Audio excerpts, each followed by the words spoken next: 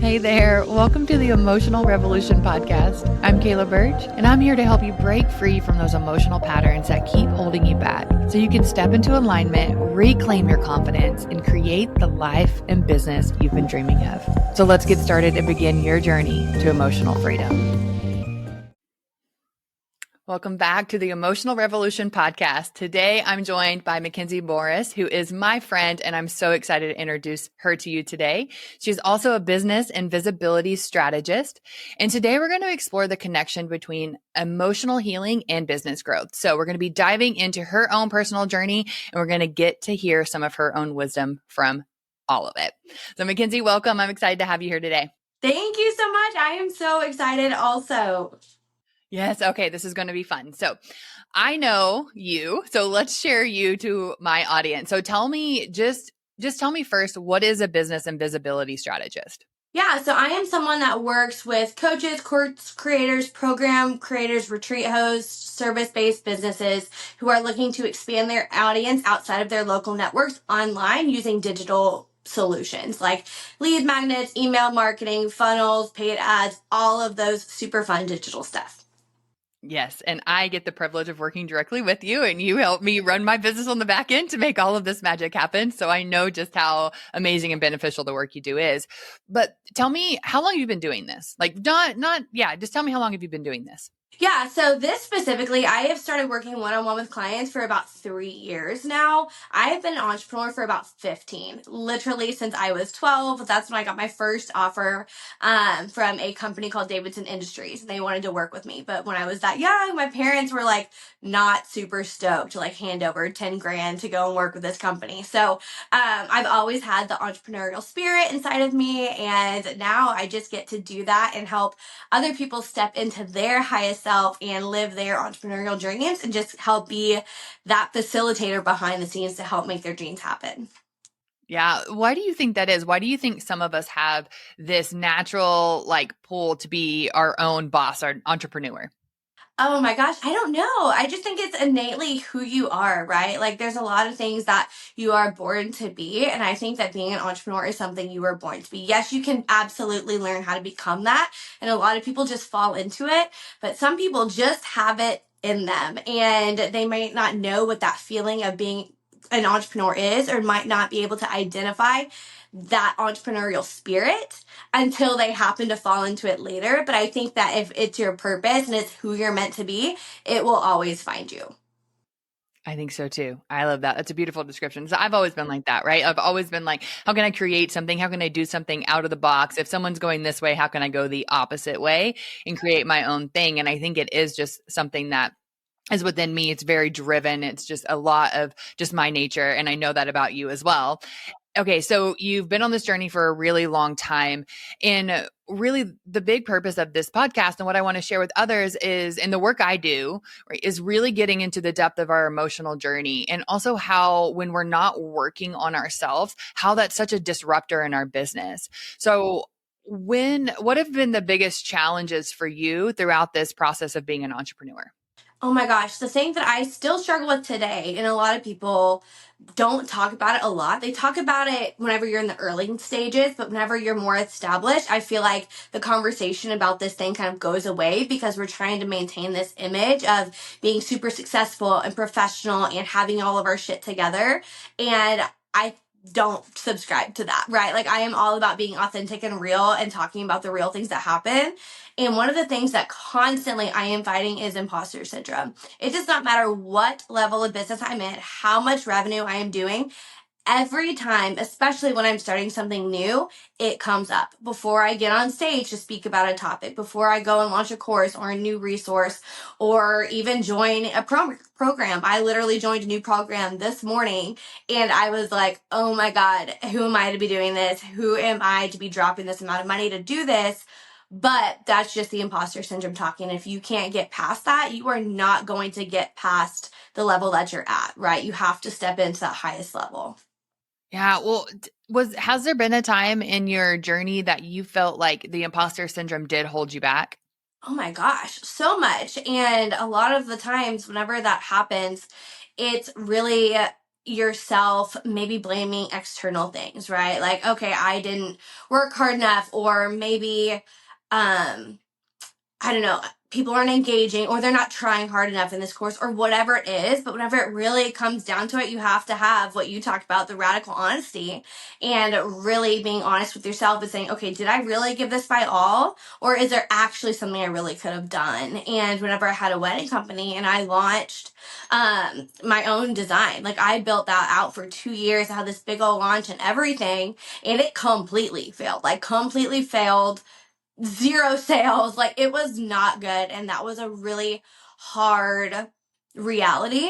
And to me, I truly thought that I did everything that I knew that I could. And I do still believe that in my heart. And that is the hardest that I've ever tried in my life with things. And with that being said, even whenever you do try, sometimes things just aren't aligned and it's not what you're supposed to be doing. And that's kind of one of the other lessons I've learned from that.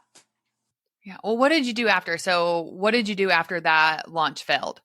Oh my gosh. Well, I went on a hiatus because I was hurt. Like, my heart was broken. It truly was. Multiple months prior, I had set up this 27 string of emails to be sent out about this launch. I'd have this whole marketing strategy. Like, I put in the work harder than I'd ever had in my life. And it was the biggest heartbreak. But then after I had launched and there were zero sales, let me go back. There were 4 sales. They were all friends of mine. And to me, I really wanted my cold leads to convert, and they didn't. And what I found during my hiatus was that it was a protection, because shortly after that, I lost my manufacturer. So had I had sold 10,000 of my designs, I would have actually been SOL. But I had to take time to recover. Like, I shut it down. I was hurt. I shut down. I became a little recluse and I played with my family and I took a break, and I had to be really real with myself and decide, what do I want to do? Do I want to continue with this wedding company? Do I want to continue trying to build something brand new like I have been? Do I want to continue doing what I was doing prior to that? Or do I want to go into a completely different stage of my life? And that's what I ended up doing. And what helped you make that decision, right? Because that's a lot. That's just really surface level. I know a little bit more about what went underneath it. But for you, if you wanted to share, what did you do? What did that really look like? What did that emotional journey look like? Because, like, I always say our business is always going to show us exactly where we need to look and where we need to heal. So how did that reflect back to you in a way where you could go deeper into your emotional journey and state? Right. It really came from taking time to sit and really reflect and figure out, okay, what do I actually love doing? And what of those things that I love am I actually doing in the business that is reflecting that? And it really came out that everything in my wedding company I was doing, I almost literally hated all of it. And it made it really hard to excel and do things really, really well if I was not loving what I was doing. So really what came from that was I had to sit down and decide, okay, where is my energy best spent and what do I love? And that was helping other people, getting to be creative, getting to be the ideator, getting to help other people in their company. So I decided to let my wedding company go and step fully into the strategist part of my life. And I think that that was something that I was really scared to do, because that's really vulnerable. Not only building a business, because I've done that for forever. People know me as the person that builds businesses, right? I can do that in a heartbeat. That is not the hard part. But stepping into that authority and saying that this is who I am, and now I, me, myself, and I am the business, I am the thing, rather than creating this external thing that's selling something to other people, was a way different thing to be doing. And it was a lot more vulnerable for me. Yeah, and so this really brings back to that space of imposter syndrome. So how did that really like trigger your imposter syndrome as you made this transition? Oh my gosh, it was so hard. Because then it's like, okay, one, how am I going to do this and offer myself to the world and prove to other people that I know how to do this, that I can help them do that, when I've been really real and vulnerable about my wins and my failures, right? Like, people in my network know that I've had failed companies, and newsflash, every successful entrepreneur has had failed companies, tons of them. So I think that puts us in the winner circle, but also having to realize that all those failures are not failures, but they're lessons that I was intended to learn to help gain the experience and the knowledge that I needed to be really, really successful in what I'm doing now. And learning how to articulate that with the people that I know and my cold leads and all of these things was really, really integral into being able to step into that truest version of myself and stepping into this role of being that strategist and trying to overcome that imposter syndrome. Yeah. So tell me a little bit more about what this looks like when I have my version of deep emotional work, and it's just a lot of just being honest with yourself, right? You know that. But for you, what was that like? And honestly, take me through a journey of what life was like before you started working on yourself so you can work on your business. What my life looked like before I got into personal and professional development was I was hustling until I could not hustle anymore. I was burning myself into the ground and I was working in ways that I felt completely isolated. I felt like I didn't have any type of support. I didn't have any type of community. And I was literally on an island by myself. And what really got me into the space of personal and professional development was actually intended to be a joke. I signed up to go to this event by someone in our local community called the Sacred Self-Love Event. And I really wanted to go and experience like the hippie woo-woo stuff. Like I thought it was going to be a great time. I took a little gummy beforehand. I was ready for whatever was going to happen. If I'm being really, really honest, that was the intention. And, the whole idea was you show up in these sexy PJs and you get to be around a bunch of women. And I didn't know what was going to happen. And then we got to have a boudoir photo shoot. So I'm always down for a photo shoot. I'm always down to like be empowered and confident in my body and all that stuff. So that was the idea. But what actually happened at the event, I was truly not prepared for. It was one of the most defining moments of my life. And the facilitator got down on her hands and knees and she was talking about what she calls sacred rage.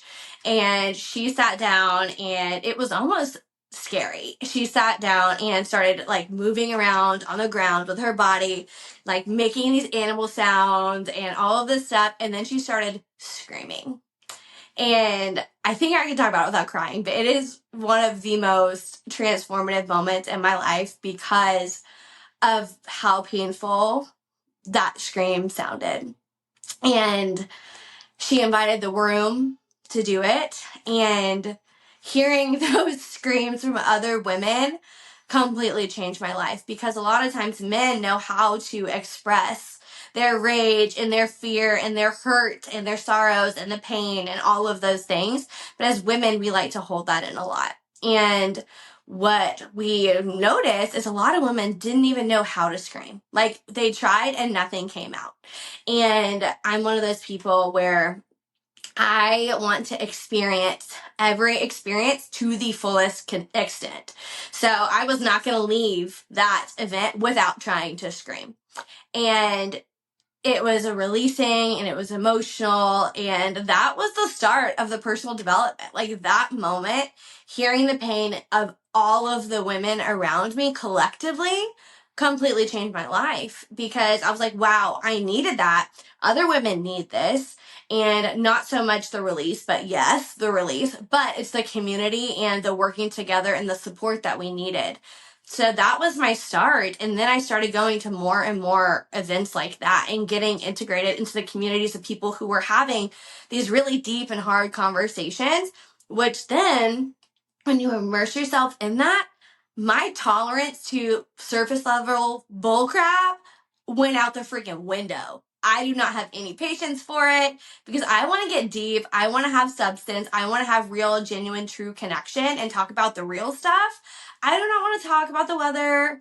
I don't want to talk about, oh, how are you? Because you don't really want to know unless you want to know. And then we'll talk about it.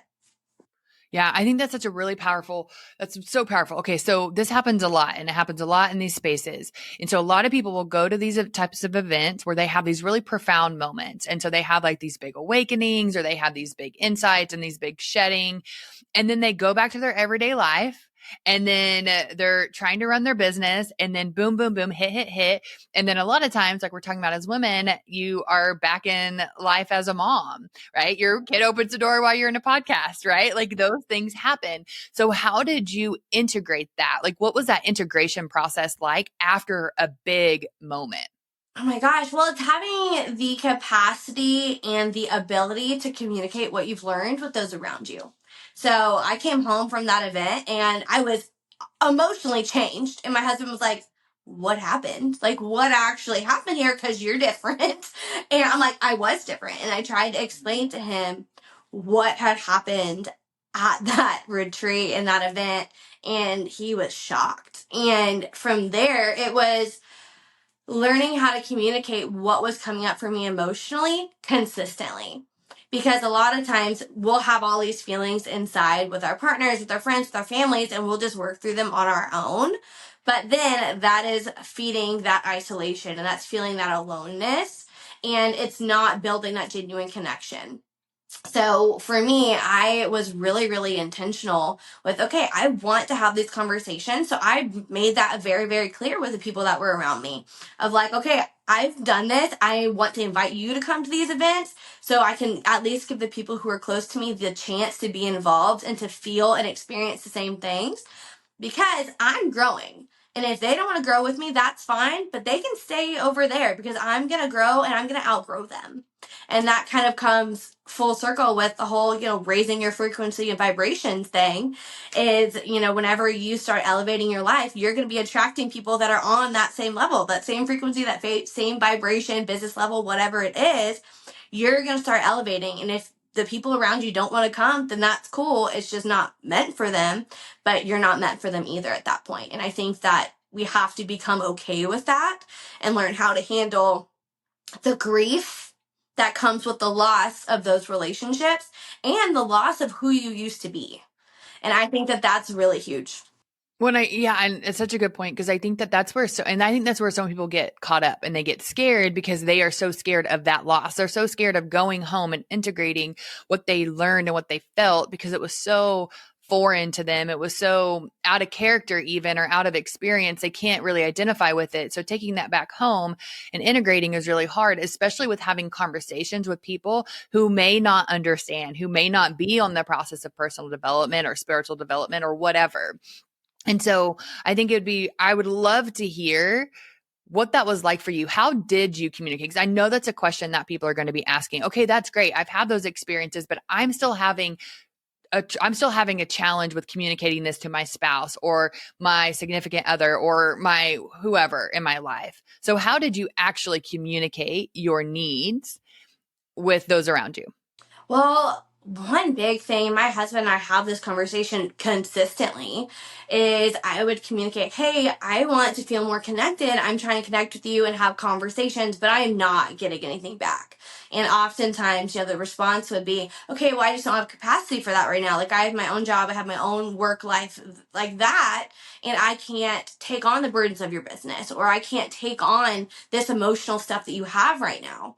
And I told him, I said, okay, I love you and I hear that, but I need you to try. Like, I need you to try because I need support also.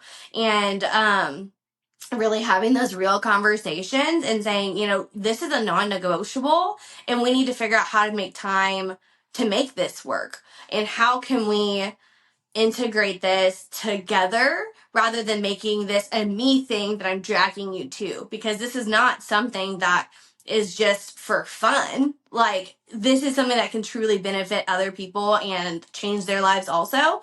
So I think that it's important of sharing how it's changed you, but also sharing the benefits of like, hey, let's do this together. This is going to bring us closer. We're going to connect. We're both going to grow and things are going to get easier.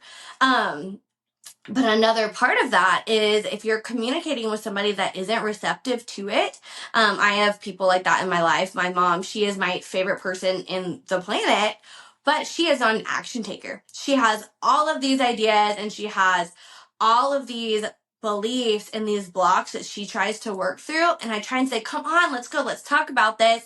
I trying to help you and she's just not receptive to it. And it's really easy to be like, okay, well, they don't care about me. They don't want to have these conversations or they're judging me. That's not the case. They're working through stuff on their own. Okay. And we can't judge them for not feeling inclined or having the ability or maybe not even having not the intelligence, but the understanding or the ability to have these conversations. Because if your mind is not open to it, you might simply just not know actually how to talk about it. Yeah, absolutely. And you don't know how to deal with it, right? So that's something I talk about a lot is it's not personal, right? So whatever's Right. happening or whoever's talking to you or not talking to you or reacting to you, it's not personal. It's always about the other person and their journey, Right. right? And it always comes from this level of innocence. Like they might not know that there's an awareness or there's a shift that's happening or could happen. Oh, And the thing is sometimes we don't know that either, but we think we have this insight into what it is from these, experiences that we have. But that's what helps us shift into these different aspects. And I want to ask you about because this feeds right into it, when you talk about the outgrowing of other people, stepping out of maybe relationships or situations, because I'm dealing with that right now too. It's a big insight in my life that as my business and my life it's got a lot of momentum right now and it's taking a lot of traction. And I'm looking around in my spaces, and although I love the spaces that I'm in, I'm recognizing the growth and I'm outgrowing those spaces. And it's time for me to step into a space where I am no longer the teacher and the challenger in the space, and I'm the one being taught and challenged. yes. And that's really uncomfortable, right? That's really uncomfortable for people because it's so familiar, and it's really easy to stay in that space where Right. I'm, teaching and challenging all the time. That's my natural go-to. And so for you, what was that like to shed that and to let relationships go? Oh my gosh. Everything you just said spoke so deeply to me. And it's something I talk about a lot. And I often get asked, MacKenzie, why don't you come to this networking event? MacKenzie, why don't you show up to this stuff? That's great. I love you and I love that for you, but I'm not going to go. And it's because of that exact reason of I need to be poured into as well. And there is, again, nothing wrong with going to networking events, supporting your local community, supporting your friends and doing those things and showing up to the coffee chats and doing all of that stuff. That is great. And you can do that for the kindness of your heart. But if we're going back to it's not personal, it's just business, I need to spend my time in spaces doing things that are actually going to help me grow. And a lot of those times when we're in those spaces with the people that are maybe newer to the industry or who are not doing the deep work or who are not making those larger monetary commitments to get into the trainings and the courses and the programs and build the systems and the processes and all of those things, we are simply just at different levels. And what's going to be talked about at the coffee chat and the networking event is not going to help me. And I need a different level of support. And that's exactly how I've dealt with it is I've stopped going. And, everyone can judge me all they want. And they can think that, oh, she thinks she's so good or she's too good to come to this, which is absolutely not the case. If anyone knows me and my heart and who I am, that's nowhere near who I am at all. But I also don't play. Like I play, but I do not play with my business. I do not play with my money. I do not play with my energy. And I do not play with my time. Like I just don't. And those are boundaries that as you excel through business, you have got to learn to maintain and separate. And a lot of times you might work with a friend who becomes a client and then there's a falling out that happens and then it gets really awkward and then you first were best friends and now you don't talk and I can maybe separate that, but sometimes you just can't and that's fine. But you just have to learn how to move on because if you stay held down by the sadness and the grief of all of those things, it's not going to turn into anything good. Yeah. And so have you always been like that? Right. So has that always been your go-to where it's just like, this is what I'm doing and everybody else can kind of just jump on board or not? Or is that something that you had to learn and be able to integrate? That's a deep question. As I reflect on it, I really think I've been that way. Like, for instance, completely unrelated to business, I had this boyfriend that I dated all through high school and through college. And then, we went and I gave him this hall pass and I thought I was going to win and he wasn't going to use it and this whole thing. And then he did. And then I was heartbroken. And, I was like, well, all right, that's it. Next. And just literally moved on in 3 days. Like, that's just how it is. I think, I don't know if maybe that's probably not healthy and it might be like a disassociation situation. I'm not super sure. But I do think I've always been that way in the sense of I want something and I'm going to do what needs to be done to get it. It's reminding me of when I went to college. I went to Baylor and then I transferred to OU. But whenever I was at Baylor, it was my first year and I was an entrepreneurship major, and I came home. I was like, Mom, Dad, I'm dropping out of college. Like, I'm not going. I can make more money working this business. Fun fact, it was the one that the Davidson Industries wanted to work with me back when I was 12. I can make more money doing this, and if I'm not in college, like, I'm just gonna quit. And they're like, you're not gonna quit. And I was like, okay, well, we'll see about that. And I didn't quit, but I went and started multiple companies after that. But I've always been that way, I think. Yeah. And I think that's a really powerful thing too. I think it's a learned skill, right? You can definitely learn it, Yeah. but it really comes into, it's really hard for people pleasers to relate to what you're talking about, right? It's Right. so hard for people because I've always been like that too. I'm Yeah. very similar to you. We're very similar in this way where it's like, okay, well, if you don't like it, okay, we're Yeah. moving on. I'm moving on. You're coming with me or you're not. But I know the people pleasers that are listening to this are just Yes. like cringing inside. Yep. And so I would love for you just to give one piece of advice on that. Like if you're going to step into this really like just trusting yourself. That's what it is, right? Just to elaborate a little bit more, it's just a deep trust within yourself to know that it's going to work out. It's okay. You don't need to please everyone around you and get them on board. You know that you can do this. So if you were to give one piece of advice for people to step into this high level of just knowing, what would you tell them? It would be to take fearless action. And I'm reminded of something that I heard about if you were to die today and you would go into some sort of montage, and the montage wasn't of your life as it was and all the precious moments that you experienced, but it was a montage of what your life would have looked like had you taken the action and done the thing that you wanted to do. And it gives me chills every time I talk about it. I remember the first time I heard that, it made me cry. And I used to cry every single time I talked about it. But that is my biggest fear. And that's why I always call my FOMO factor, my fear of missing out factor. I do not want to ever live in a life where I'm going to live in a state of regret from not doing something. And I think that for the people pleasers out there who might have an idea, or you might be scared to leave your friend group, or scared that you're going to be judged, or scared of failure, think about that. What if you tried? And what if you stayed where you are? Like, so much greatness is on the other end of it. Whether you succeed or if you fail, it does not matter, because either way, you are growing. No matter what, you make negative money, there is still growth in that. Oh, that's freaking perfect. And it just feeds right into what you've already shared about your business failing and then you thriving now because that needed to happen so you can thrive in this situation and where what you're extremely good at. And really this momentum that you have and you're creating is just really, really powerful. And so I would love just for you to kind of share like okay. So I want to go back to what you just said about like the montage of what would happen if you didn't take the risk or do the things or take that messy action. And what are some of the most important key aspects you've done to be able to make that shift, to not cry when you think about that and think, oh shit, I'm doing it, I'm on the path that I want to be? What would you tell others? Like what would your advice be to them for them to be able to step into it how you did?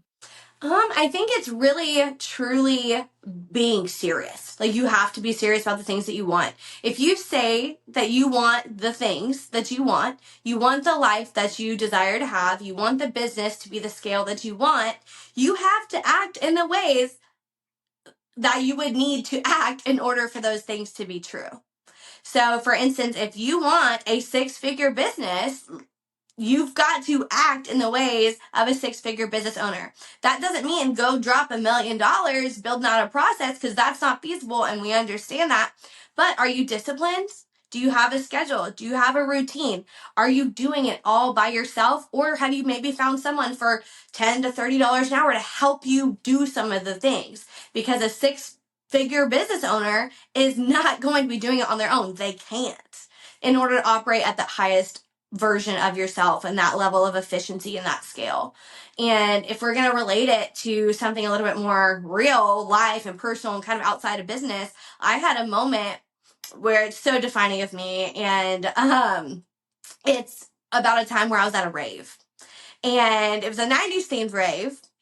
And I remember they were all dancing, we were all having a great time, and the DJ started playing Pop Lock and Drop It. And I was like, oh my gosh, this is my jam. Like, I love this. And they started inviting people up on stage. And I was like, oh my God, I want to go up on stage. But I am so scared. Like, I am so scared to do this. And I said it out loud. And finally, by the time that I got the nerve to go and do it, the DJ changed the song. And that feeling of regret and disappointment that came over me was so deep. And to be sitting in that feeling at a rave where everyone's having a bomb ass time and I'm sitting there pouting, that was just not a good feeling. That was not the vibe. And what happened after that was they started playing the song called Crank That Soldier Boy, which is my jam. And I was like, oh my God, this is my redemption moment. Truly, this is it. So I gave my phone to my friends and I sprinted up on stage and I cranked that Soldier Boy in front of 500 people. And whenever I tell the story, they think that me making the decision to go and do that on stage was what got me on stage. And that's not what it was. And finally getting to this point where I can have the emotional intelligence to understand the actual thing that got me onto the stage was what helps me make decisions now. And the thing that got me on the stage was that feeling of regret and disappointment and realizing that I let fear steal that moment from me.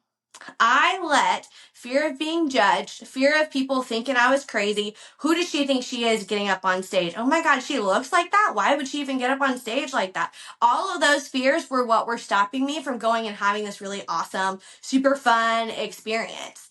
And what I had told myself in the hallway before I got on stage is that if I really want to impact people and speak on stages and have a company with a reach as big as Coke and change lives, I have to be able to get up on the stage and crank that Soldier Boy right now.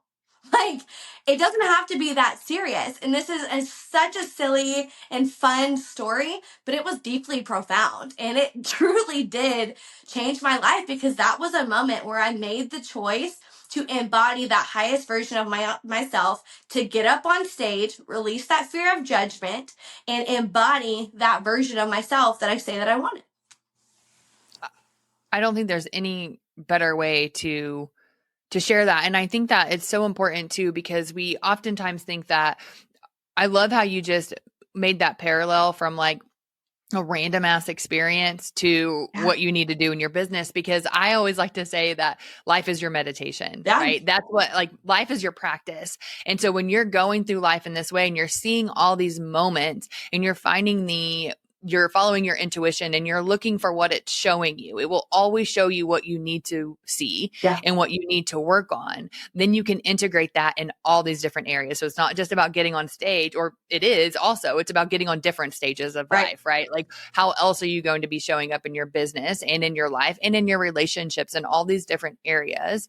And I think that's a really powerful thing is one, it's not worrying. One big thing I know about you is, and it can just also just be the external expression, but it's not worrying about what other people think about you. It's worrying about what you think about you and how that regret's going to keep gnawing at you as you move forward. And so I love that if I was to wrap it up with that one lesson right there, it's to not worry about what other people think about you, and it's to worry about what you think about you, because that's who you have to live with. And 30, 50, 60 years from now, you're the one living with yourself. You're not living with Jane or Sue and their business isn't what they think about you.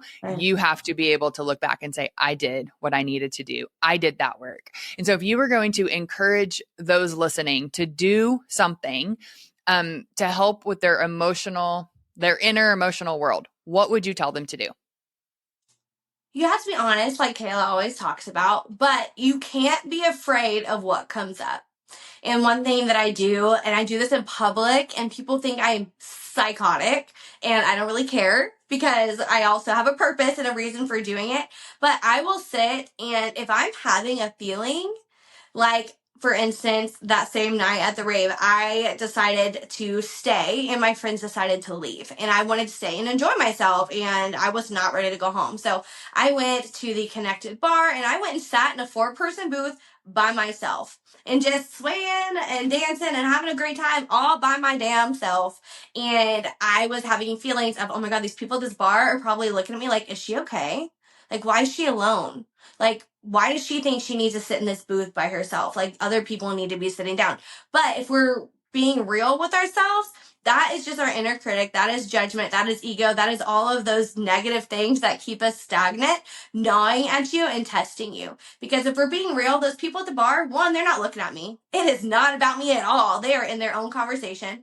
Two, the bar was empty. Like, there are other seats. If I was really bothering people and someone really needed the seat, they would have said something. Like, all of those things that came up for me were not true. So I will literally sit and record myself on video and talk to myself and say, okay, I am feeling like these people are really looking at me right now, and I know that they're not, and I will talk myself through the situation. And I am always doing this, and yes, it can be exhausting, but to me, I love it. Like, I want to be growing and developing, and that's part of wanting to have those deep, authentic, genuine connections with people. But I have that with myself. Like, if nobody wants to sit and talk to me about that, I can talk to me. Like, I can talk to me, and at the end of the day, it's about our relationships with ourselves. And that's that. Like, you just have to learn how to live with yourself, because truly, my husband can up and leave me. My kids are gonna up and be grown. They're gonna have their own families. I've got me, myself, and my business, and maybe I want my business one day. Maybe I'll up and sell it and be living on my lake house on the island. Like, who knows what it is? But if you are not happy and content with yourself, then you are never going to be happy. You are not going to reach the levels that you want to be, and you're never going to be content, because you're always going to be feeling like there's something more. And if you can't be honest with yourself about the things that are happening inside your body, you're not going to be able to get through it either.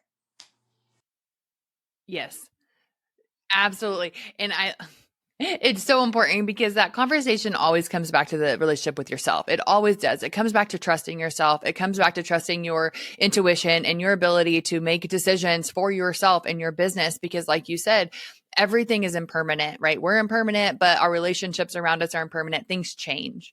So they may not drop off completely, but they will change. And until we get deeply connected with ourselves, it will keep showing up and interrupting our ability to show up fully in our business, which is why this work is so important. Because if we don't do this deep inner work, we stay in the same cycles. We stay in the same pond, right? We don't outgrow the pond that we're in. We don't outgrow the rooms we're in, because we're in the same cycles and we're getting caught up with other people's shit. Right. And so until we look at what our insecurities are, we're going to keep falling into that trap of other people. So it's a really powerful process. And you're such an amazing example of that. That's why I was so glad to have you on as my first guest on this podcast, because I just think that your story is so powerful. The way that you present yourself is so amazing. And of course, I just love the work you do. And so I would love for you to be able to share a little bit about an offer you have, or something that you want to offer the audience listening right now. So the way that people can work with me is I do offer ways to work with me one-on-one, whether that's being like your strategic partner and kind of helping you ideate everything inside of your business. So if you have this big idea and maybe you just don't know how to get there, I am the person that can be your navigator to help you build that roadmap, kind of like Candyland, to kind of get you to where you want to go. But for me, a lot of times it's not just about the strategy. You can have all the strategy that you want, but if you don't have the time, energy, knowledge, or capacity to actually implement anything, it doesn't matter how much strategy you have, you're probably going to stay where you are. So I love to offer operations and implementation support as well with that on different hourly containers, so that we can actually implement the things that we talk about and your businesses can actually grow and scale. So with that, you can work with me one-on-one just to be that ideator, that strategic partner for you, or you can book me to help you with the strategy and the implementation. And then coming up in 2025, I'm going to be having a membership open up, which I'm so excited about. And I joined a massive program today with one of the greatest community builders and membership builders in the industry right now, and it was so scary, but I again am so excited, and I just know that it's going to translate so well for my community, being able to help a lot of other people. So I'm really, really excited about that. And then the last way to kind of connect with me is just to follow me on socials, on Instagram and Facebook, and join my email list. That's probably the best place to hang out with me. On my socials, you're just going to see a lot of me being me. You're not going to see a lot of business stuff and whatever. It's just not who I am. I'm not the world's best person at sharing that. If you want access to my strategic business mind, then we can work together one-on-one. That's really where I thrive, and where my heart is working with other people intimately in that way. But if you want to come have a dance party with me online and watch me cook and hang out with my kids and bake some bread, then you can find me on socials. And then other than that, I'm going to be having a big event in 2025 called Take the Stage. So I'm really excited about that as well. Oh my gosh, you have so many things in the works and they're all going to be amazing. I just know it. So definitely reach out to MacKenzie for all of your strategy needs. I cannot express enough just how absolutely fantastic she is. And I just really appreciate you being here and being open and vulnerable, because when we talk about emotional healing, it is vulnerable. It is a lot for us to process and to understand. Also, I think it's really important for us to share these stories so people can see the connection between what's holding them back in their business and what can truly open up and expand. So that is our episode today. Thank you so much for listening to The Emotional Revolution, and I can't wait to see you next week.